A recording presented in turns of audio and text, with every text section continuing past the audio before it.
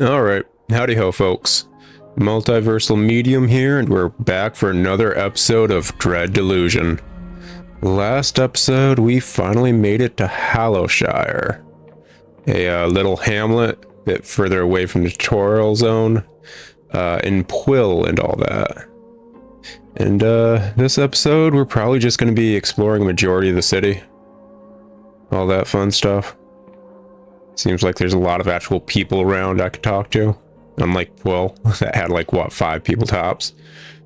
This dude, they've had one too many. Yeah, it looks it. Just kind of passed out. Alrighty. Welcome to the Wobbly Hoggin. No, wait, Wobbly Noggin. It's a weird font for the end. Whatever. Welcome to the Wobbly Noggin, friend. You look like the adventuring sort. So take some advice from an old fool. If you're exploring the countryside, come back and rest often. Let's see here. Thanks for the advice, or stupid question, but why should I rest often? It might not feel like it at the time, but almost everything you do builds fatigue. Your stamina threshold will lower and you'll find yourself weaker. Hashtag. Wait, is that an actual hashtag right there? Why they... Hashtag you won't just be worse at swinging a sword, you'll even fumble at picking a lock and other skills. I didn't know the fatigue thing also messed with things like picking locks and shiz. But finding a safe place to rest will restore your fatigue to full, so always consider stopping off at an inn. Yeah, shouldn't be too much of an issue. Keep an eye on the neuron star, friend. It's got a 12-hour pulse cycle, and most of the shops close when it's dark. If you're used to the longer days and nights of some mainland Union countries, you may find it strange. What can you tell me about the stars? What happened at night around here? Thanks for your advice. What can you tell me about neuron stars? Well, I don't know where you're from, but many people live their whole lives in the cycle of a single neuron star, believing all days and nights to be the same. But the world is wrapped in a blanket of interconnected neuron stars, and each one is different. They all travel in regular movements, though, and pulse brighter at certain times. Hallowshire star circles all the surrounding islands every 12 hours. It pulses brightest at noon and shrinks to be darker at night. People here will sleep more often and for less time than a place with a longer cycle. Of course, there are some places so far from a neuron star that they're trapped in a perpetual night, and others where a single day can last hundreds of hours. Yeah, it's about right. Sounds like Alaska. Anyways, what else you got to say? What happens at night around here? Well, at night, the shops shut in town and most locals sleep. You may find that out in the countryside, there are other things that only occur at certain times too. Good to know this game actually has a proper time schedule for things to go on. That's always fun. They've had one too many. This dude looks important, and he's probably the one we need to talk to, which means we're not going to. What's this? Calling all denizens of the apostatic union. Our land is beset with a most terrible famine. Can you sit idle while your crops fail and your loved ones perish? We all know who is to blame. The god worshippers. The cultists. For too long they have uttered their dread prayers from the fringes. Wait, hold up. Yeah, there we go. Of society, bringing terrible omens upon our lands. Our polymath humbly requests the aid of every denizen in this matter. Visit the Apostatic Union's Council building in the center of town to inquire further. Okay, yeah, sure. Appreciate it, man. And what's this? To be sold, Thornwood Manor. A 200-year-old manor, once stately and fine, that has fallen into disrepair. The manor grounds comprise an entire island just off to the south of Hallowshire. With the right investor, this could be a more than thriving estate once more. For inquiries, visit the clerk in Hallowtown Council. Okay, yeah, sure, man. Yeah. Could we actually own our own house? Actually, yeah, I wouldn't be surprised if this game lets us. Oh, can we go see the skull of the dead god? Oh. Oh. I want to go into the skull of the dead god. Oh. Ooh, what's this? Anyways, as I was saying, like, yeah, since that's what we need to be doing for main quest, why the heck would we do it? A guide to the Onric Isles of Niccolo Lopo, 1442. It was a sweltering day in the Ryova when my editor burst through the door. The twin stars of Veta were dancing high that day, bathing the city in a searing yellow haze. "Niccolo," he yelled, after nearly dislodging my front door from its hinges. The impact of his entry had caused my house to sway, suspended as it was, like all houses in Ryova, from the interconnected web of pulleys, cables, and bridges that kept the city aloft. They really love just letting that fact known. The fact that the entire city of the main town is just completely and utterly suspended. Oh well. "You are going to the Onric Isles," he declared. "Your ship leaves tomorrow." I must confess, I was taken aback. The periodical I wrote for the Weekly Veil was mostly concerned with the petty dramas of the Ryova's wealthy elite, with little penchant for travel memoir. But then, the proliferation of cipher-based periodicals, with their self-updating calligraphy, was making my editor nervous. He had clearly decided that sending me to the arse end of nowhere, to my certain demise, would titillate our readership and bring in some coin. Many citizens know the Onric Isles only from fairy tales. It is a small archipelago of little political import, drifting around the southernmost edge of the Apostatic Union's borders. While its central region of Hallowshire saw fierce fighting during the God War, it has only recently been absorbed into the Apostatic Union's territorial sphere. What both excited my editor and perturbed myself was the inarguable wilderness of these strange islands. They are illuminated by a single neuron star, which orbits close to the islands, dousing them in a magenta light. The wicking coven of the worm has long squirmed in the dark recesses of Hallowshire and has caused nothing but trouble for the Union forces stationed there. Similarly, the historic lawlessness of that place has made it a dark haven for smugglers, pirates, and brigands alike. Meanwhile, beyond the Union's territory lies even stranger islands. The archipelago's western edges are home to the notorious Endless, who feature in many whispered old wives' tales, but have rarely been glimpsed by mortal eyes. The Eastern Isles, mind you, are very different. The realm of Cardova, which famously declined to enter the Apostatic Union's Commonwealth after the God War, has been found there. Its exact relocation cannot be dated, as it is so often the case with islands drifting unrecorded through the sky realms. But the strange complex machines that are being constructed there have caught the attention of many of the Union scholars and aetherists. To travel to such a place, then, was a folly of the highest order. Indeed, I would have turned down the venture in an instant were I not faced with imminent bankruptcy. So with a heavy heart, I accepted and began to pack my things. These volumes, originally published in my column in the Weekly Well, recount my foolhardy venture into the strange and dangerous Onric Isles. Okay. Sounds good to me.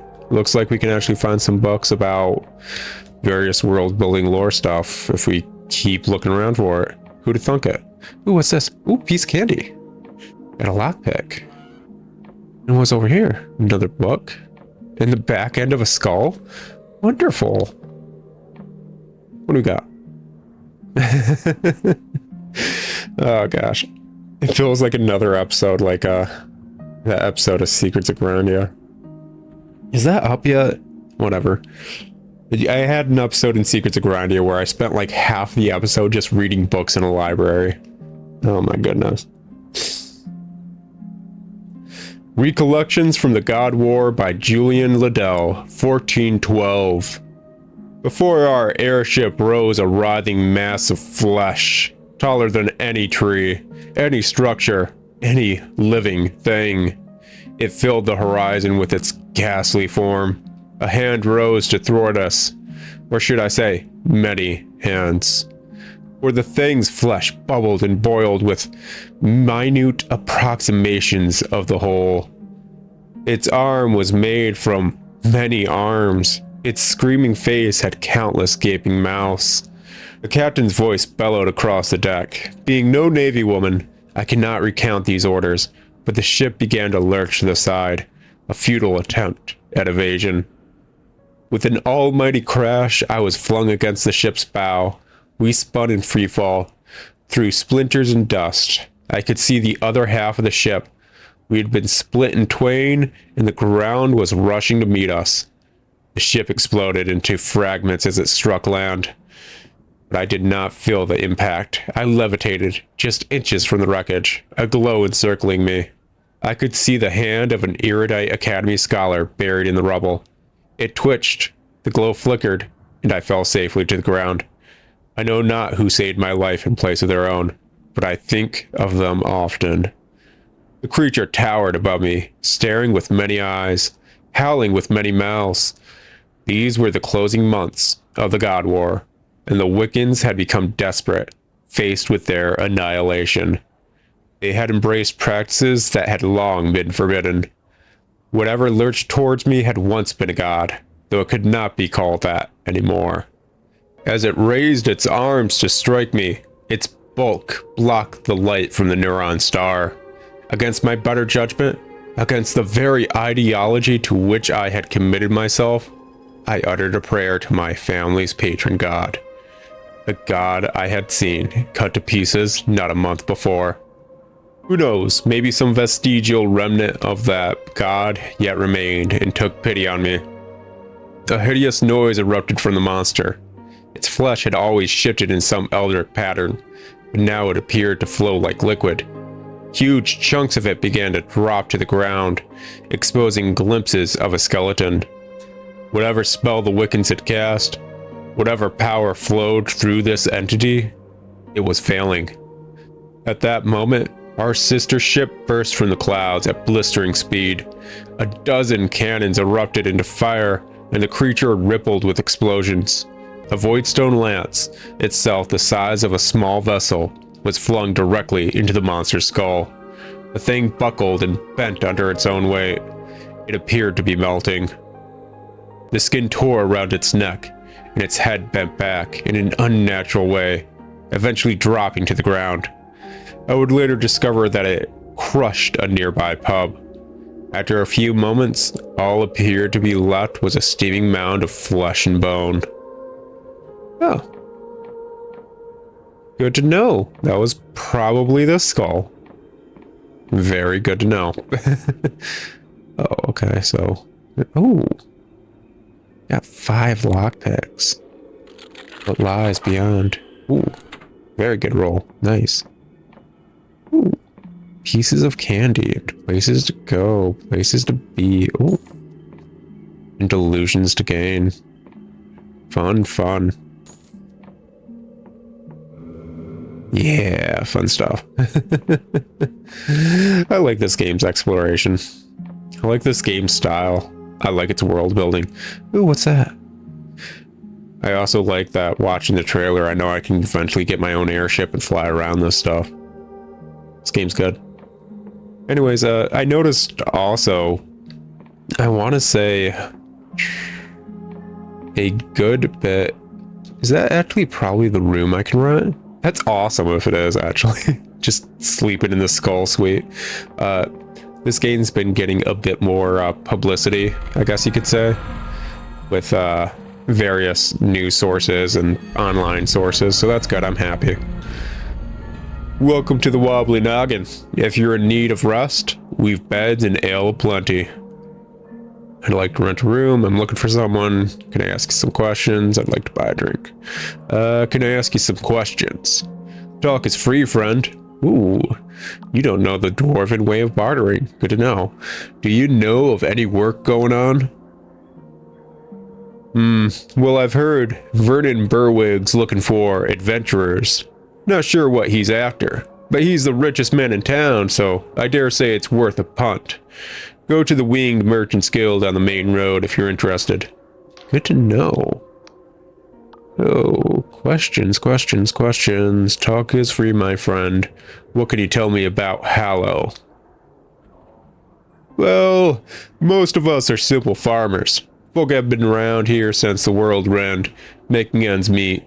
After the God War, we joined the Apostatic Union, but they mostly left us to our business, until recently. The Union has seen fit to take a more direct hand in our affairs, see? They claim our crops grow with illegal god magic. That organized cultism runs rife. But in trying to stomp that out, they've started a god's dang famine. Most of us are thinking we'd be better off without the dang union, frankly. I mean, I can't blame you there. What's with the skull? Oh, you noticed? Big fella, ain't he? He's a relic of the God War. One of the old gods who got a void steel spear right through the peeper. His noggin wobbled, then he came crashing down onto this pub. You want to know the funny thing? The pub was already called the Wobbly Noggin, on account of the state of most of the patrons.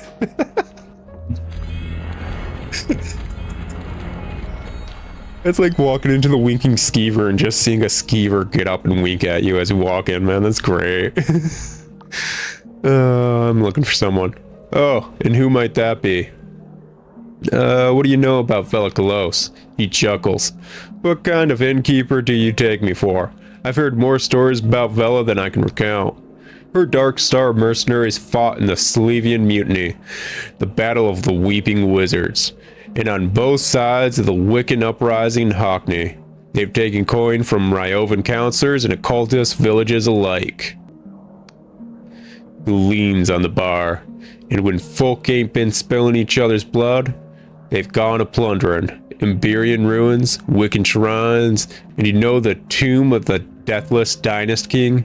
That was them that stole his face. He leans in so close you can smell his breath. Some folks say she's a saint who's gonna right the wrongs of the Union. Others say she's a devil who leaves a path of chaos in her wake. But you know what? He jabs the table eyes wide. She were here once. 2 years ago, her and the load of her crew. They kicked everyone else out. Must have been 50 of the sods getting pissed as skyfish. And I saw she weren't no saint. She weren't no devil. She were completely shit-faced. He guffaws, wiping a tear from his face.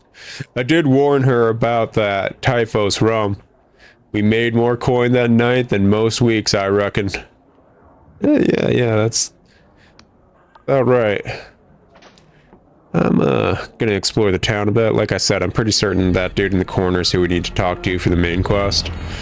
But I'm a sucker for just wandering and doing side quest stuff. Ooh. What do we got going on over here? Get that going. Oh, there's actually a third one around too. Where? Oh, there we go. There we go. Something has changed. Ooh, another 2 delusions in the inn alone? It's pretty awesome, actually. I wonder if I can sleep here without paying. I'm curious. Ooh, modest treasure. Might fetch a pretty penny. Who knows? And this one? Beer. Beer, diddly beer. This is not the Bard's Tale. We'll not sing about that. Besides, I don't have a singing voice to begin with. Pop another save. Why not? It feels so weird playing an open world game that just has a single save. It's not bad, it's just different. It almost makes me want to do a lot more open world games with a single save. Those games tend to lead to a lot of save scumming over time. Between missing, I don't know, a persuasion check to effing up, lock picking or sneaking something, trying to get to places you shouldn't. Yeah. Honestly, maybe next time I play some Elder Scrolls game, I'll do a single save run. Should be interesting to see how much I honestly suck at that game. Oh, this game's so pretty. Alrighty. Gosh, just rife with lockpicks. I'm loving it. God knows I was running low on them. Oh, we also need to see if there's any sort of a smith or something to possibly get armor. Oh, you're on the title screen. Hi. How you doing? Hail, peasant. May the apostatic union shine resplendent.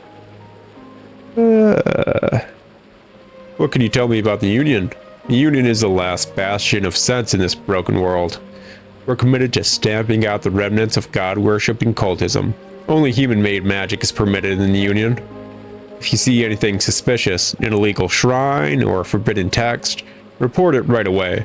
This town is rife with cultism. Yeah, can you give me directions? Sure.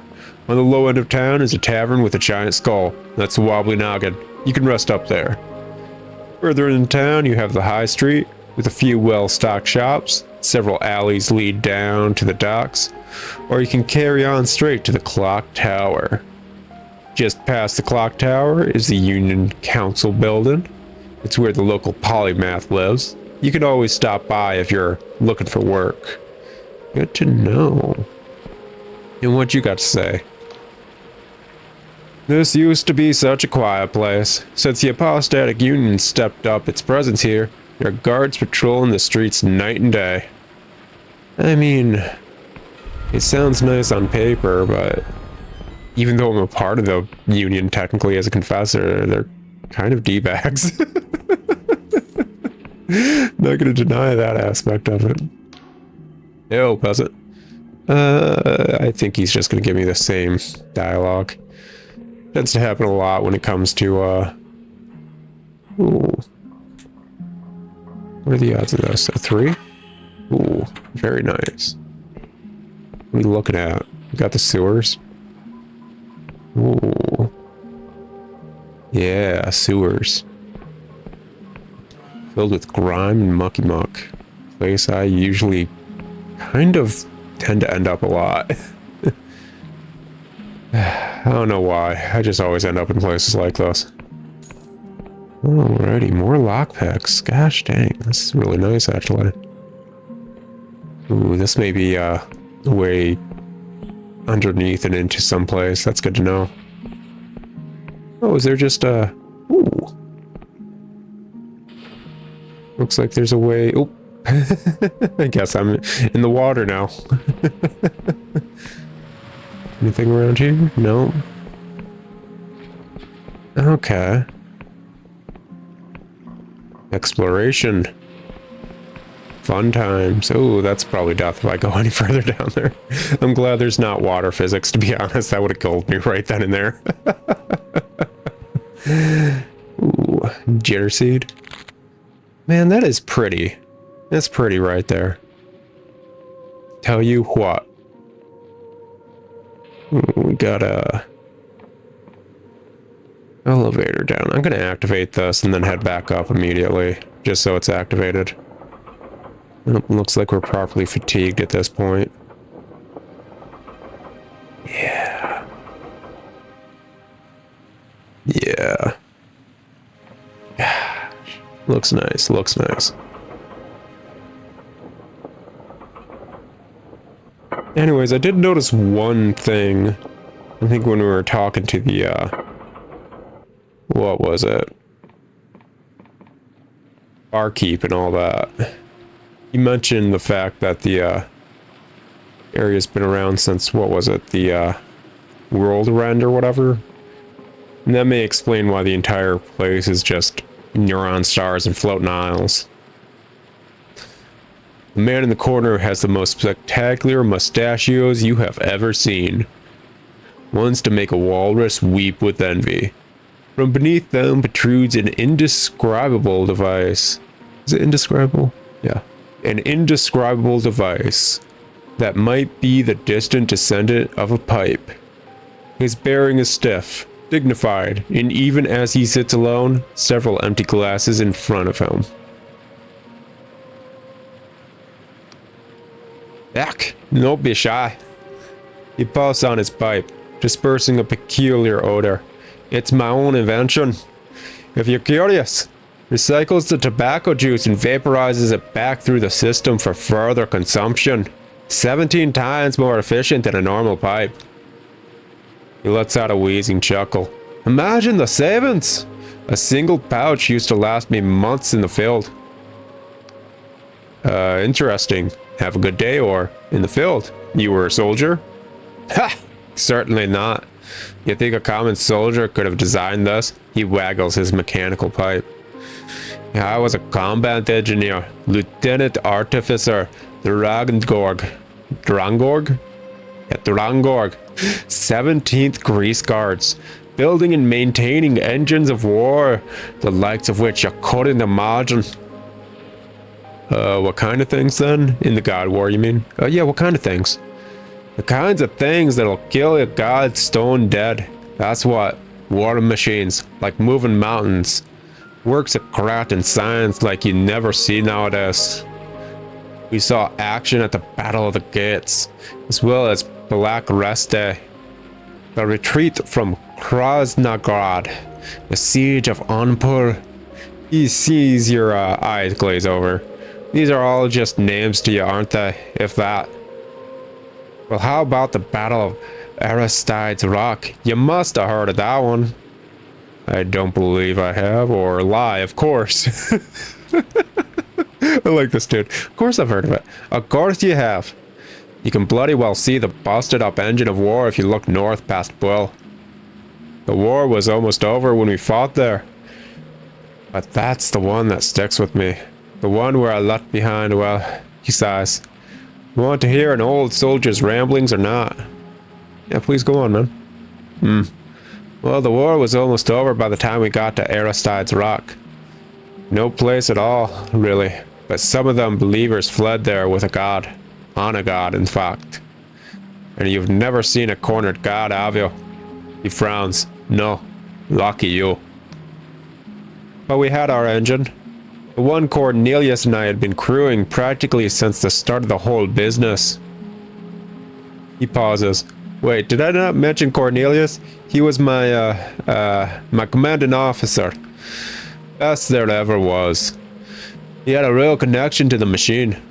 He and I had flogged that thing through the battle after battle, till we knew it almost better than we knew each other. Anyways, the old engineer pauses, lost in thought, and his cheeks redden a little beneath pendulous mustaches. He's got multiple mustaches. Is it talking about just the fur on his face? Like, he's got one mustache, but one side's, in this context, a single mustache, because it's just so ground. So he's got multiple mustaches. Excuse me, I lost my train of thought for a moment there. You don't need to hear the whole story. It's ancient history, and better that way. I came back. Most of us didn't. Cornelius and the war machine included. Sorry you lost your lover, man. I imagine he's still there somewhere. What's left of him? None of us returned to that place, you see. Even if anyone wanted to return to that accursed rock, you'd need a powerful airship. He sighs. Really? What else is there to say? An embarrassed silence descends, and you get the feeling that this might have been the most Drangorg has said it for some years, and about all he's going to be saying for tonight. Goodbye, Lieutenant Artificer. Drangorg gives a quiet nod and puffs his pipe. Oh. Sorry, like, characters like that, really, I just like them a lot. Oh, we got a lot of quests so far, actually. The ghost wants us to go to the destroyed manor, and I think that's the manor we can actually buy. Cartography, flying high. Get into the academy. Apostatic Union wants to purge the cultists.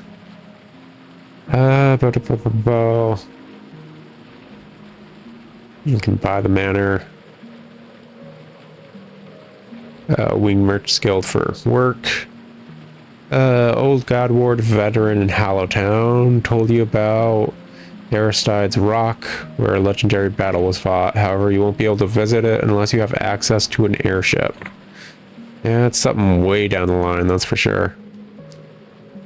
Good to get a quest like that now. Something, I don't know, I feel like I don't see it a lot in a majority of RPGs, but that kind of setup of like, yeah, there's this thing that's been there since the beginning of the game. People have talked about it, but most RPGs kind of treat it as an improper Chekhov's gun, where it's like, yeah, if you're going to talk about Chekhov's gun, you kind of need to have Chekhov's gun be useful at some point during the plot. But most RPGs don't do that. The fact that it's like, yeah, there's a quest, go to that island, kind of proves they will. I see it happen a lot in things like Dragon Quest or whatever, where they'll what is it? Basically talk about a world building aspect, and then like later on you'll have to come back to that town and be like, yeah, that world building aspect, right? How do I get that? It's like, oh yeah, that's our local legend about this. And it's like, I need to figure out whether or not that's legend or not. So where was that legend from? It's like, oh yeah, in that cave over there. It's like, okay, yeah, cool. Yeah, Dragon Quest does that a lot. The man beams at you with well-practiced hospitality. Greetings, friend. On behalf of the Winged Merchants Guild, I humbly welcome you to the airship dock of Hallowtown. I am the harbor master here. He opens a leather-bound book revealing pages of elegant handwriting. Now tell me, will you be importing, exporting? Do you have customs to declare, or... He eyes you up and down, then swallows. You are a member of the guild, are you not? Wait, which guild was that? Of course, I just left my airship at home. No. He carefully closes the book, letting out an exasperated sigh.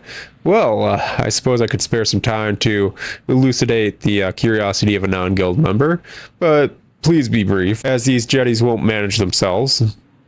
What does the guild do here in Hallowtown? Oh, I assure you we are quite busy. As the principal port in the Yonric Isles, Hallowtown receives regular shipments from the Apostatic Union heartlands.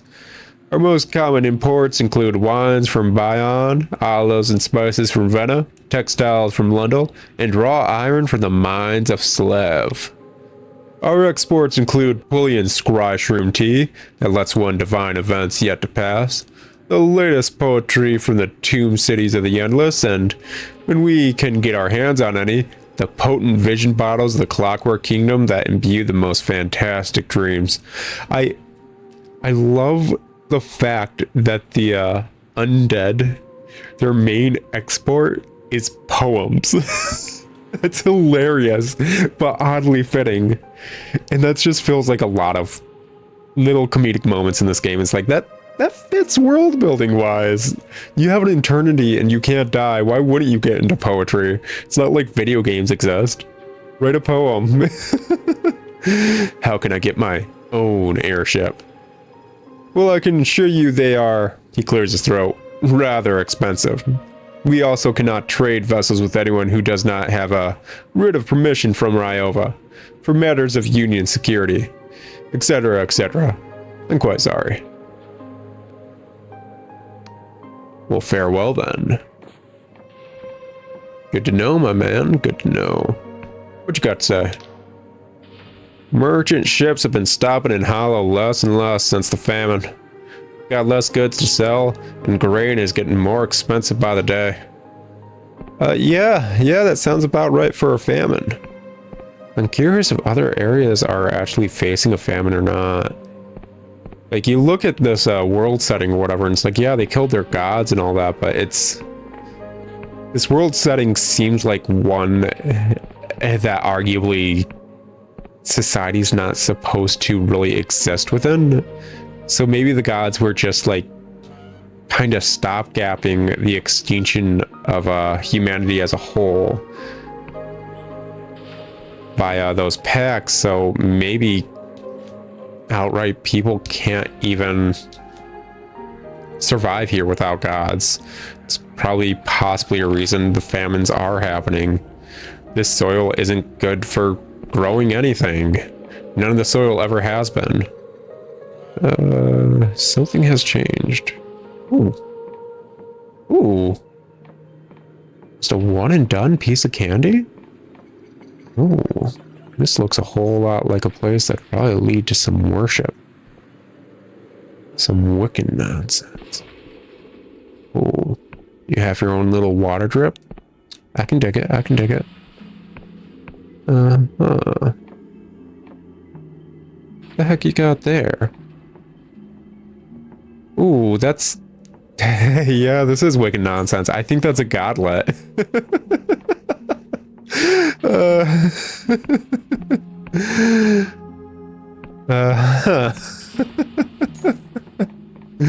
I don't know if I should be talking to you guys. Oh no. I think my mom's gonna get angry if I talk to y'all. I don't want to be tossed into the, what is it? Oh, what the heck's this? Ooh.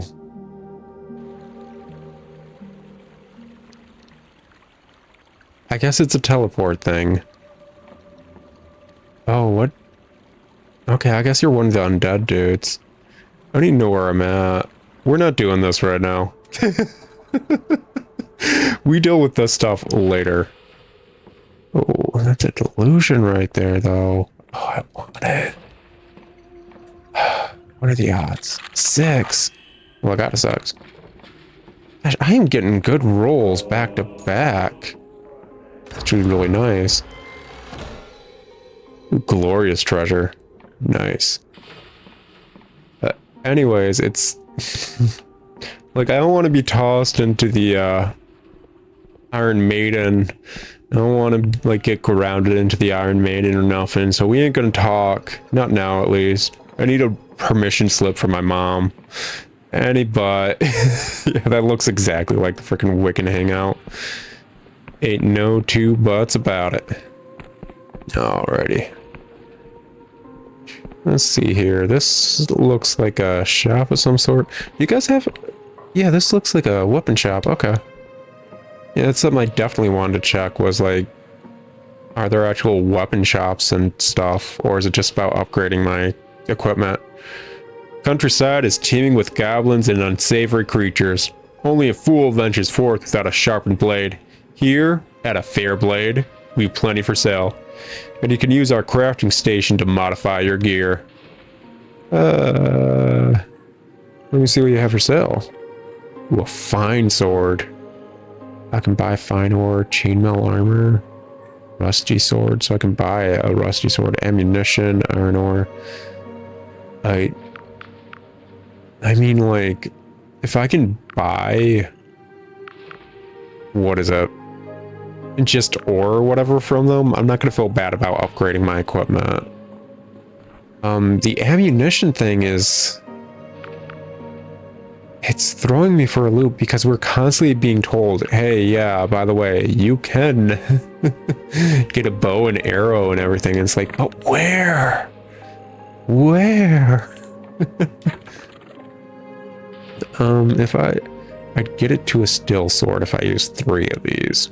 If I upgraded this, I'd get a closed helm.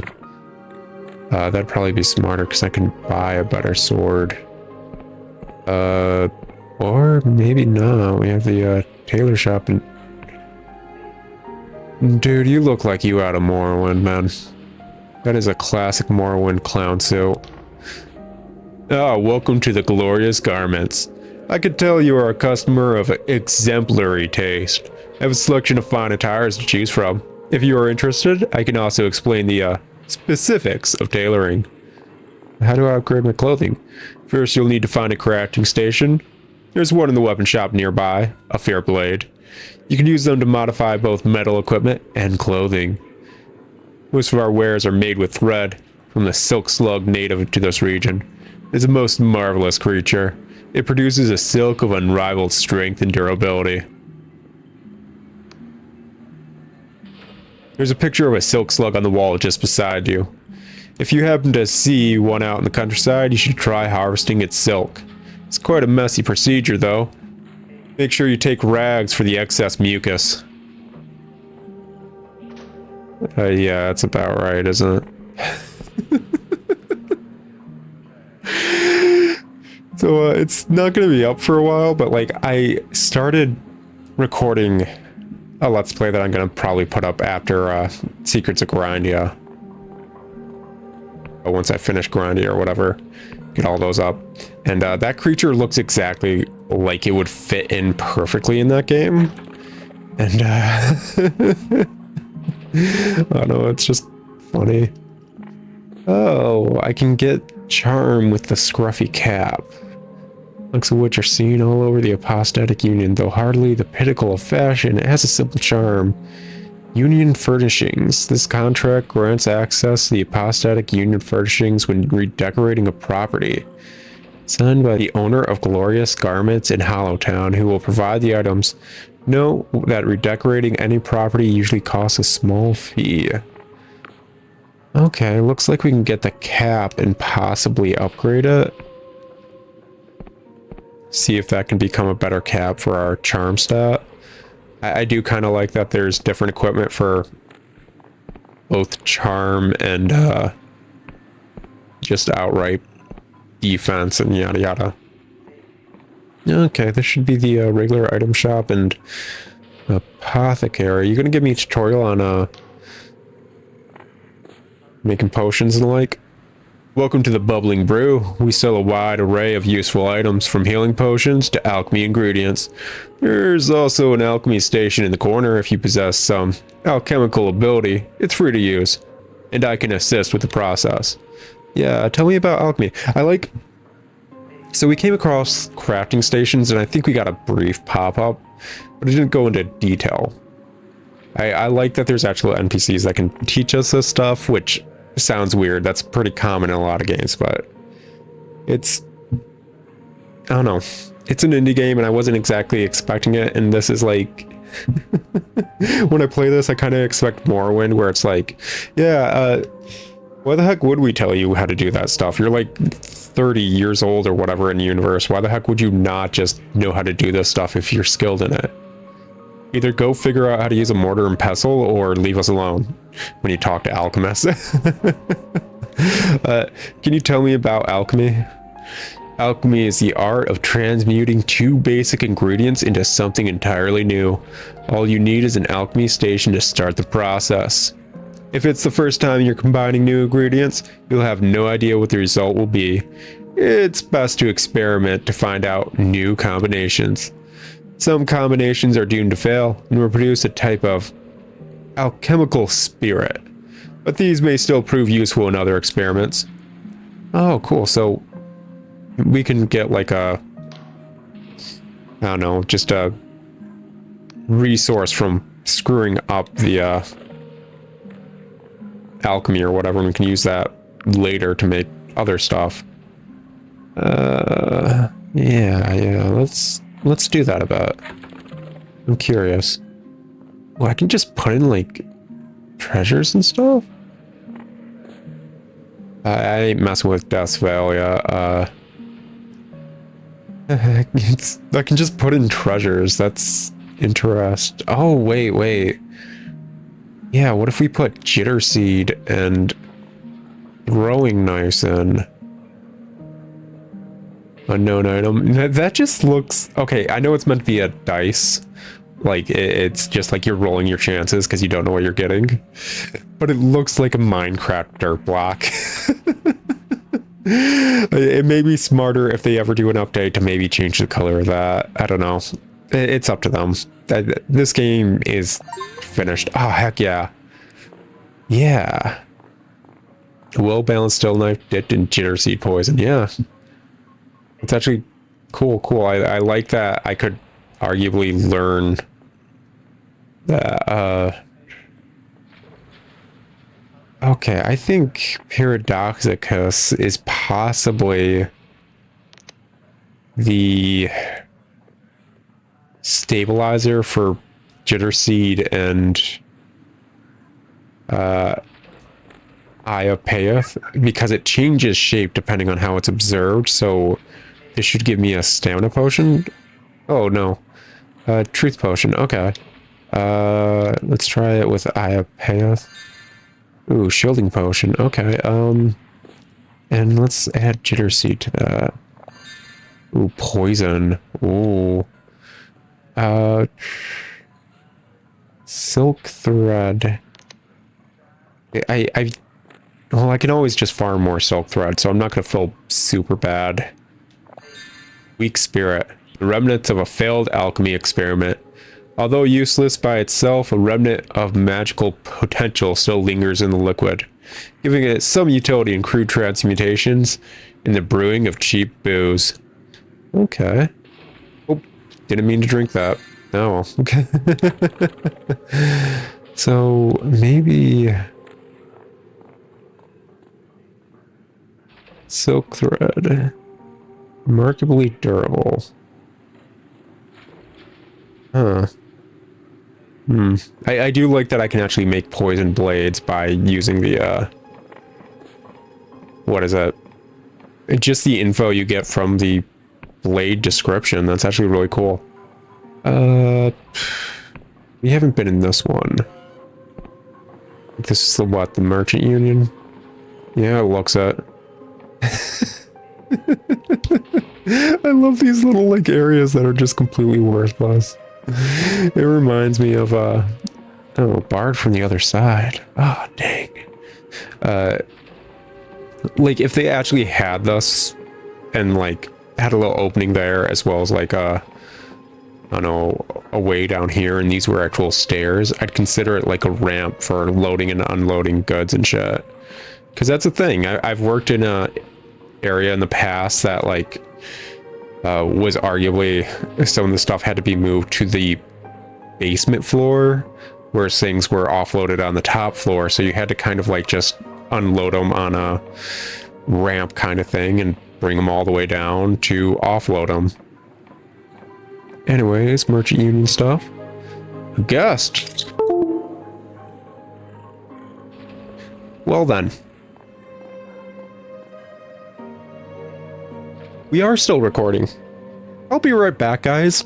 My cat just did zoomies and knocked half my recording setup, like, across the room. Oh, wow, that was...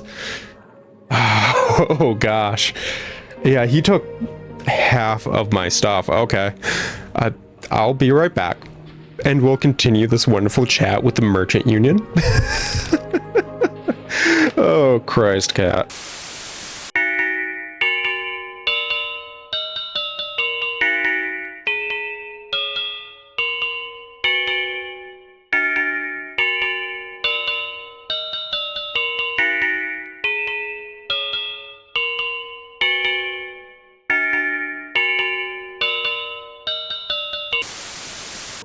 Okay, I am glad that a lot of my cords are connected to easy disconnect extension cords. My my cat legit launched my mouse across the room. And I mean, like, seriously, from, like, one side of the room to the other, disconnected the cord because he ran with it. Honestly, like, impressive. I didn't think he'd be able to get something that far just by tripping on a cord, but gosh dang, he's talented in unique ways, I guess. Anyways, August, welcome. The man flares his nostrils as he looks you up and down. I'd offer you a seat, but these chairs are terribly expensive. I presume you are here about the job offering? Actually, I'll just be going. Tell me about yourself. Oh, what job is that? I'm here for the job. Tell me about yourself first. Myself? Well, I am sure you have already heard a great deal.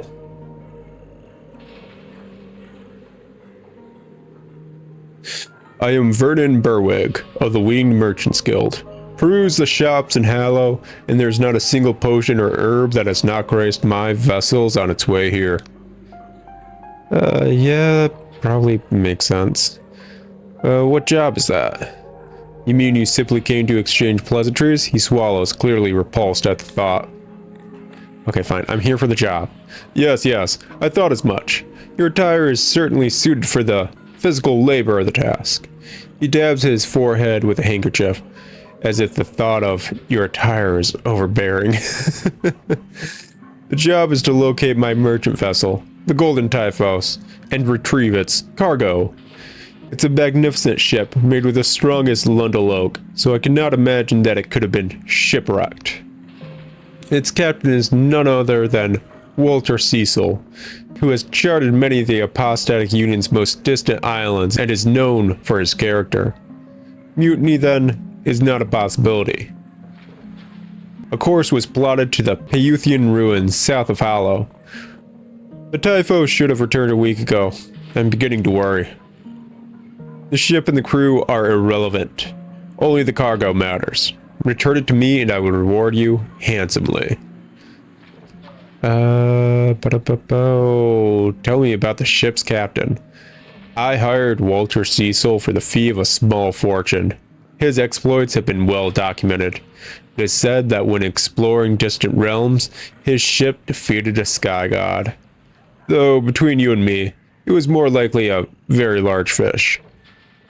Nonetheless, he is one of the most reliable captains in the Union. His record is impeccable. What cargo is it carrying? I'm afraid I simply cannot say. You understand that. Within the machinations of the Apostatic Union's legal system, there are certain trade goods that are unfairly scrutinized. Suffice to say, there is nothing dangerous or unwholesome about this cargo, but we should speak of it no further. Can I get more info about you? Nope, there's no more info. I'll let you know if I discover your ship. Goodbye. Yeah, that's fair. That's fair. Oh, is this? I think we can get underneath the merchants. Like, I can get in here through the sewers. That may do just that. Looks like an interesting landmark. Oh, heck yeah, man. Map has been updated. Yeah. Oh, it's probably this. Oh yeah, it looks interesting. What is this? What are you looking at? Was this... This is probably the Apostatic Union, you got another godlet.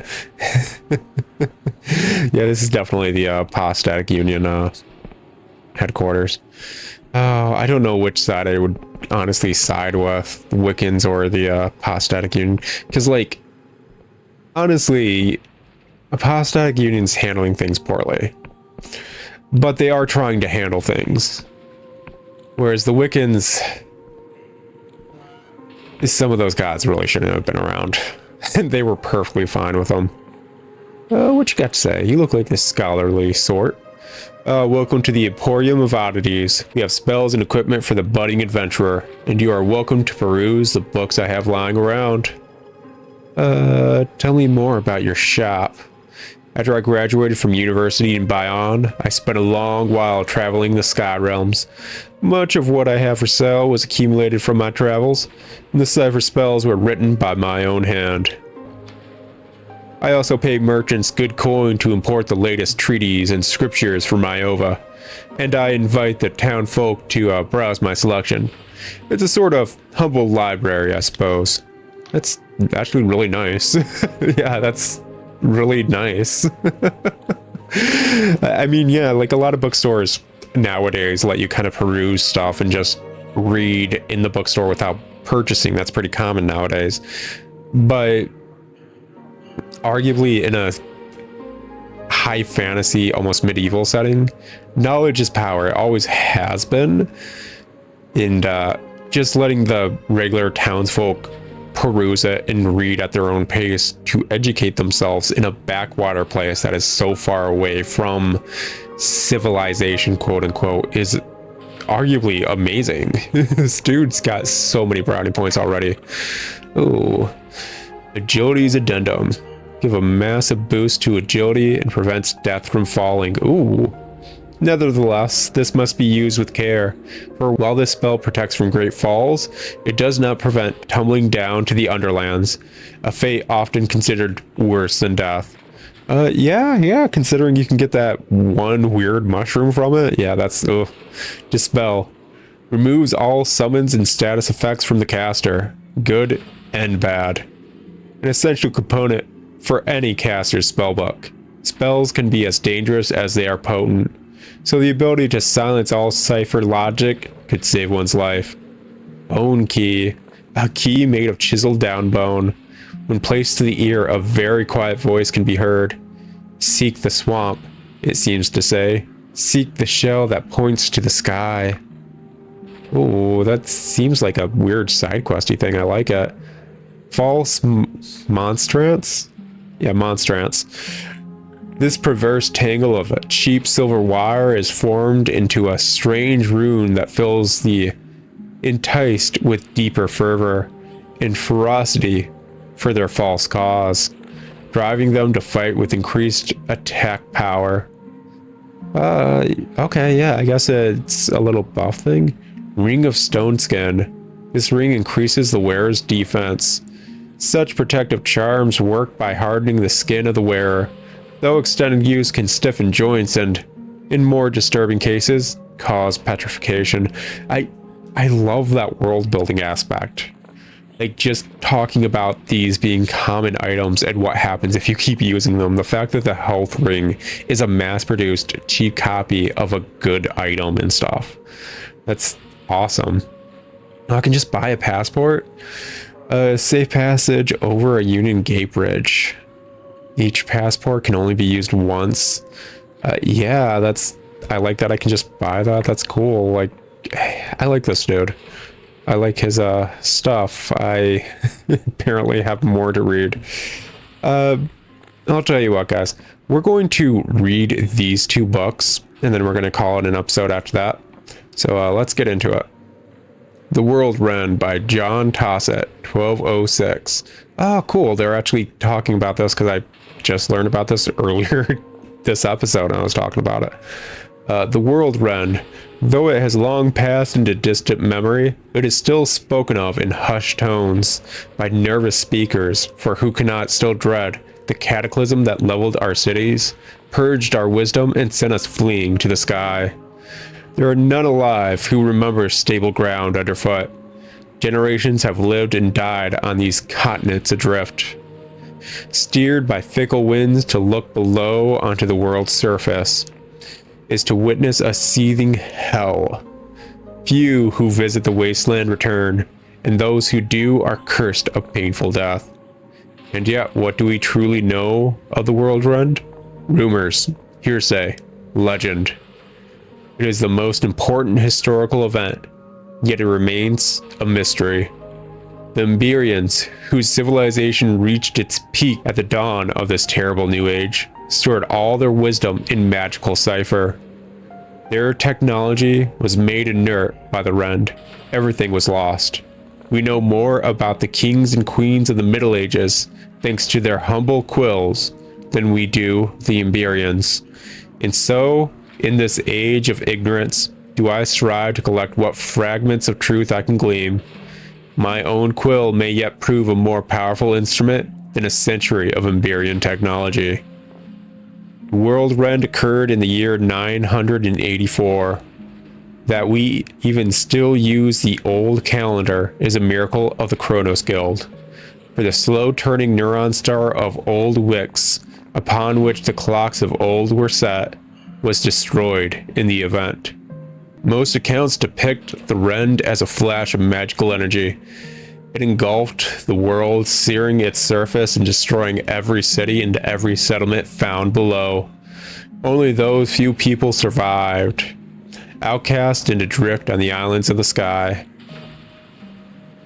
Because the Emberians shunned the instability of the flying continents, few of their own outposts existed here. In a pertinent irony, those who were outcast from the Emberian civilization, the Wiccans and the Endless, to name but two, suddenly outnumbered their old rivals, and thus the last remnants of Emberian civilization were torn apart by their enemies. But from the ashes, new societies emerged. Survivors banded into groups and rebuilt as best they could. Emberian technology proved useless, so a new generation of humanity rekindled old knowledge. Houses were raised of brick and stone. Magic spells were relearned with simple cipher. The Wiccans and their gods found power anew, and their covens were built in every city. Now, as I write from the thriving realm of Bayon, I cannot help but smile at our accomplishments. But it is a smile tinged with sadness, for we still toil in the shadow of that terrible cataclysm. We still bear the trauma of the world rend. I guess that honestly just totally went in line with what I was assuming the world rend was. It's the reason everyone's on floating islands now.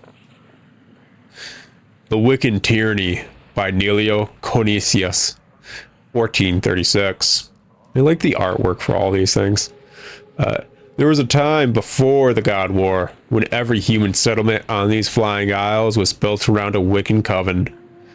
From Vena to Slev, they enforced worship, demanding prayer to their gods, and so did those old gods grow in power once more under the flag of Wiccan tyranny. That the apostatic union succeeded in overthrowing this tyranny and casting down those gods is a miracle worth celebrating. You shouldn't use the word miracle, but I get what you're saying, man. I am old enough to remember Wiccan rule. Every spell, every letter of cipher was controlled by the covens. What magic was permitted changed from realm to realm, as each coven's god had its own fickle whims. Not since the Middle Ages, when gods ruled supreme, has human development been so stunted. And since the Union gained its freedom, look at the advances we made.